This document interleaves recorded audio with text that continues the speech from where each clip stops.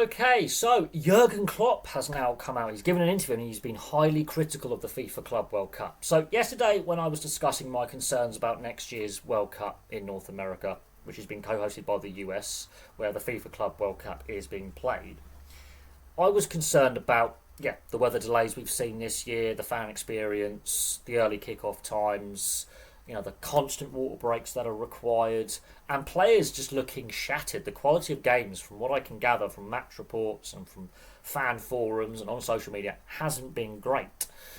Jurgen Klopp has now come out and said that he's got concerns about the amount of games players are playing. This is an unnecessary expanded tournament, which is really not needed. The lack of an off-season that players are going to have, we can discuss that as well. The fan experience.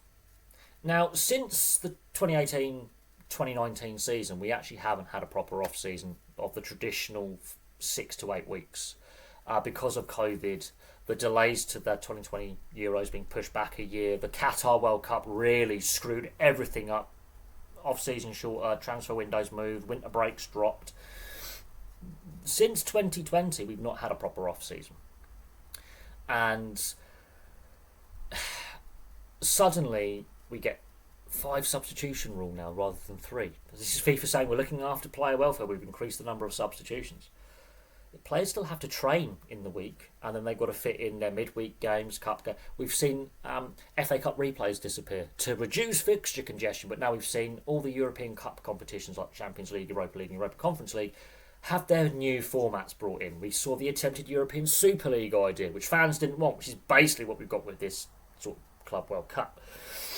The Champions League format sort of looks like the European Super League. So in reality, the things we don't want, we've got. Jurgen Klopp's come out and said he's concerned about player welfare, playing too many games. He thinks this expanded Club World Cup is not a good idea, which means 3 out of every 4 years we don't get an off-season. And he's right. He is right.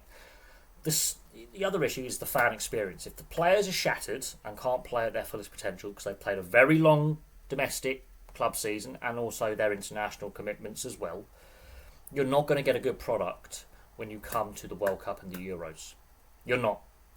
So instead of having every 2 years a disrupted off-season, you're now getting 3 years in a row with no off-season, with only 1 year with a decent off-season. And that's a fair point. It'll be 2 years' time before we get a proper off-season for a lot of players. Now, not every player in the world is going to be playing at a Club World Cup or a World Cup or a Euros or a Copa America. That's fine. But he's right. We are going to get less off-season time for the players to recover.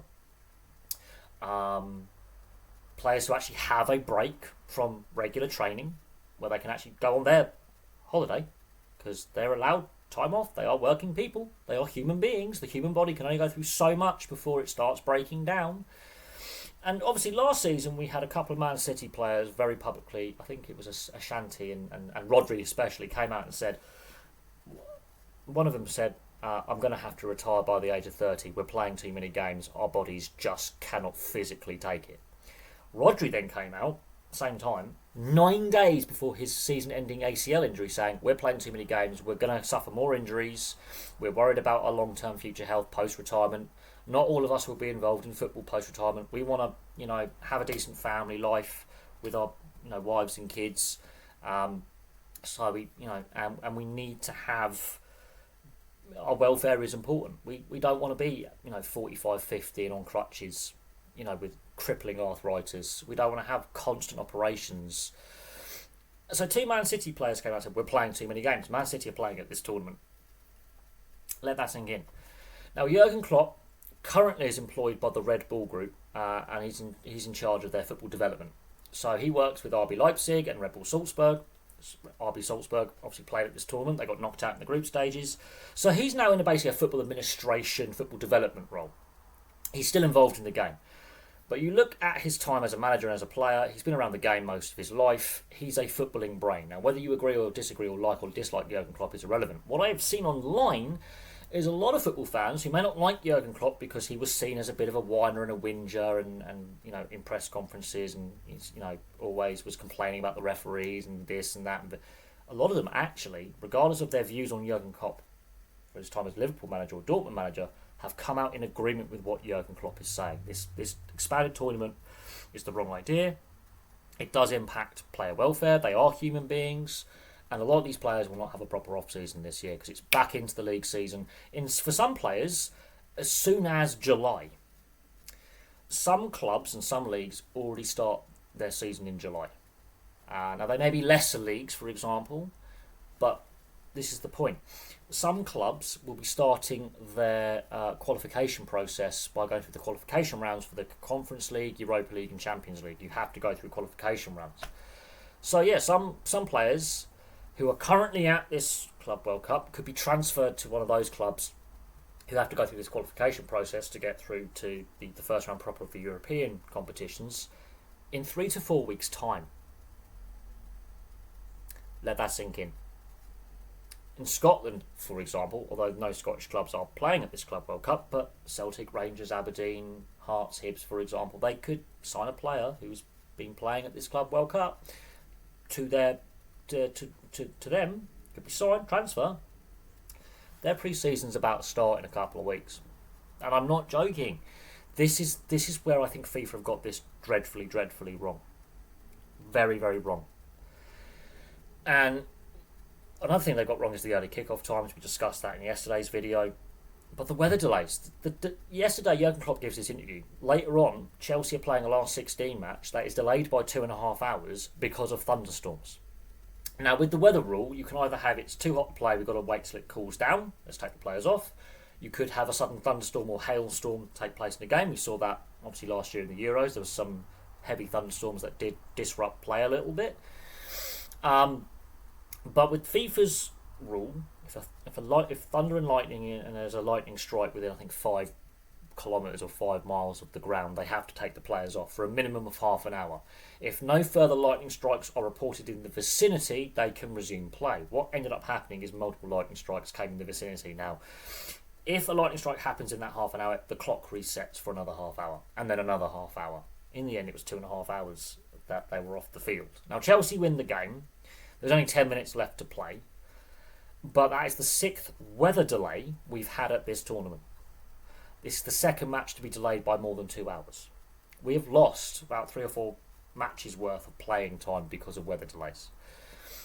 Fans and players have criticised FIFA via FIFA Pro Players Union have been very critical. They are considering strike action over how the footballing calendar is managed by FIFA, the amount of games players are playing. Fans have been highly critical of this tournament. FIFA was very, very keen to get as many European eyes on the product as possible by moving the kickoff times forward in the US for the European TV audience to make it more convenient. What I don't think FIFA realises is the time of the year where schools are finished, so more families are at home and people are taking their holidays. They're booking time off work. Because normally a World Cup would be taking place, or Euros would be taking place right now. So fans are at home, but here's the thing. Sports fans have got a bit of fatigue of football. We've had 9 months of it. We want a break from football. We've had 9 months of a season. We want some time off. No, we've had 9-10 months, right? There are other major sporting events taking place right now where domestic broadcasters are more interested and sports fans are more interested. So if you like tennis or if you're a casual tennis fan, Wimbledon. You've got Test cricket at the moment taking place in various places around the world. Cricket's being played. That's a great summer sport. It's a bit more relaxing, a bit more slower pace. Cricket's on. You've got the county cricket and also you've got the T20 Blast as well in the Northern Hemisphere. Fans might go, I've had enough of football for a bit. I want to watch some cricket, watch some tennis. Tour de France starts next month. The Women's Euros starts next month. And the women's game has grown massively and there's a lot of interest. England are the holders of the Euros. Spain are the World Cup holders. Both are in the tournament. And it's very likely to be a very, very good tournament. The women's game has massively grown in the last decade. And so a lot of football fans are actually going, I'd much rather watch my women's national team play. Just as an example, more families might want to watch that. And you've got all these other major sporting events taking place. Sports fans they've had fatigue of the men's football. We've had 10 months of it. We want the summer to have a break. There is no World Cup or Euros this year. They're not interested. But FIFA were very, very concerned We want to get eyes on of the European market on this product. Did they not pay attention to what happened in 2014 when the Brazilian organisers of the World Cup pushed the kick-off times later? It worked. The tournament was brilliant. Many fans did not mind in Europe. Did not mind waiting up late to watch games. I certainly didn't. It was a brilliant tournament. Fans were willing to cop the later kickoffs and the time zone difference to see better quality football. And it was a fantastic tournament. It was a very hot summer anyway. It was very, very hot in Europe anyway. A lot of people, it was hot, humid. People weren't sleeping well anyway. They're going to be up late at night. It was cooler. Cafes were full. Restaurants were full. Pubs were full. Bars were full. Anywhere that was showing a live game, fans were there. Cafes and bars and pubs, fans watched in fan zones across Europe. It was a brilliant tournament. FIFA should have learnt the lessons and kept learning the lessons from a decade ago in Brazil. They haven't done that. They've pushed the kickoff times too early, which again is impacting player welfare because the heat of the day in the US is ridiculous. Even if they were playing, for example, here in England, we're in the middle of a heat wave. Parts of Europe are hotter than here. I mean, we're already in. It's not even lunchtime yet, and it's already in the high 20s. It's going to be over 32 degrees today, which may not sound as hot as some places in the US, and it's not. But that means they have to have the mandatory water breaks. There are some parts of Europe pushing 40 degrees Celsius, and in other parts, 45 degrees Celsius in June. Yeah. And so we're seeing those temperatures replicated in the US in the heat of the day. And I don't think FIFA have quite got this right, because if they push the kickoff times later, the temperatures are cooler, you don't need those water breaks, the players can play. Now the weather, if the thunderstorms brew up, a thunderstorm brews up, you can't help that, but at least you mitigate the heat factor. Because you've got to have these mandatory water breaks because you've hit that temperature threshold, that disrupts the flow of the game. The heat will impact players' performance. It does. Massively impacts player performance. The game is played at a slower pace in the heat. And that is something that I don't think FIFA have quite realised is temperature has an impact. And I think what Jurgen Klopp is saying is right. I actually have to agree with him. I don't agree on everything Jurgen Klopp says. I do actually like Jurgen Klopp as a character. He's a brilliant character in football. But when you've got someone of that experience in the game, a footballing mind, now in an administrative and development role at club level, coming out and saying, this is not a good idea, even though one of the clubs he works for, under the ownership group that he works for, has played at this tournament, that tells you all you need to know about where we're at. FIFA is not run by footballing people, it's run by lawyers. And lawyers like money. And the backers of this tournament are the Saudi Public Investment Fund through DAZN and pumping money in. They couldn't even find a broadcaster here until Channel 5 were like, yeah, we'll take a couple of games alongside DAZN. We'll take a couple of games alongside the global broadcast partner. ITV, BBC, Channel 4, Sky, TNT Sports, Premier Sports, you name it. Subscription broadcasters and free-to-air broadcasters were not interested in bidding for this Club World Cup. They were not interested whatsoever. Channel 5 has a track record in live sports broadcasting going back years.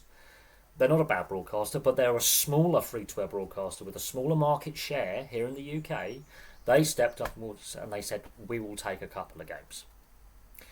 That's not a good look when established broadcasters in Europe are not interested in bidding for the tournament. Established streaming services aren't interested in bidding for the tournament. You have to get a Saudi-backed broadcaster to basically broadcast the tournament for you. And you can agree or disagree on, Saudi sports washing and all that. That tells you the interest that the European sports market and their sports broadcasters truly have for this. FIFA haven't done a very good job at selling it and promoting it. And quite honestly, I don't think fans want it either, really. Really. I mean, I think a lot of fans are getting very, very disassociated from the game. There's a great disconnect from the game in more recent years. I mean, this season was brilliant because we saw some trophy winners who haven't won in a long time, like Newcastle. We saw some first-time trophy winners like Crystal Palace. We saw Bologna in Italy win their first major trophy in 8 decades. We saw some really good feel-good stories out of the club game around the world, where clubs are winning their first major honour or their first major honour in decades. We saw teams break trophy droughts, underdogs win tournaments and trophies, which was fantastic in leagues. And then you have this, which is purely designed to make a handful of billionaires richer, club owners. It does nothing for the club game. It does nothing for player welfare. It does nothing for the fans, because the stadiums are half empty. The attendance has not been great. And that's a concern I have for next year at the World Cup. If FIFA are going to persist with these earlier kick-off times because they're worried about the TV audience, I have concerns about the quality of the World Cup we're going to see next year. These concerns were raised in 1994 when the US hosted the World Cup as a single host, and the quality of that tournament wasn't great.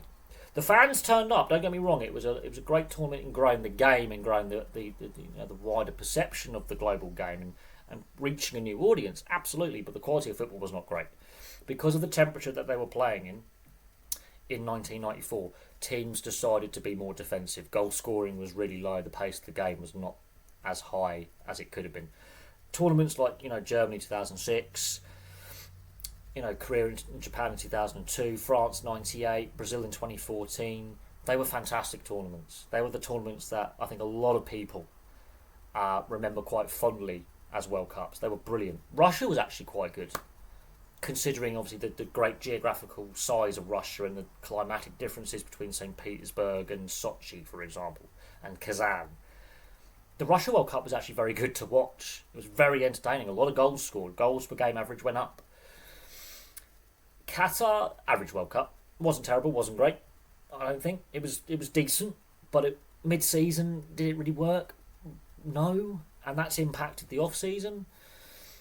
The Euros last year, I will say this as a finishing point. The first week was a brilliant week.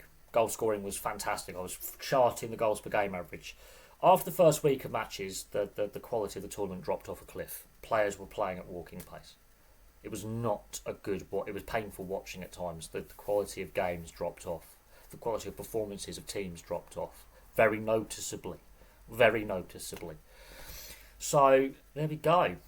Now you've got someone of the standing of Jurgen Klopp within the game criticising the tournament in FIFA. You've got high-profile players criticising FIFA, and they have done for a while. You've got a lot of people within the game, in the media, and on the footballing side of things, being highly critical of things. FIFA are only interested in the money, and that's the concern. They're going one way. A lot of people within the game want to go another. Club owners, money. That's what they're interested in. So there we go. Thank you very much for watching. Place your thoughts on Jurgen Klopp's comments in the comments section below. Do you agree or disagree with him? But from me for now, thank you very much for watching, and I will have some more content for you all very, very soon.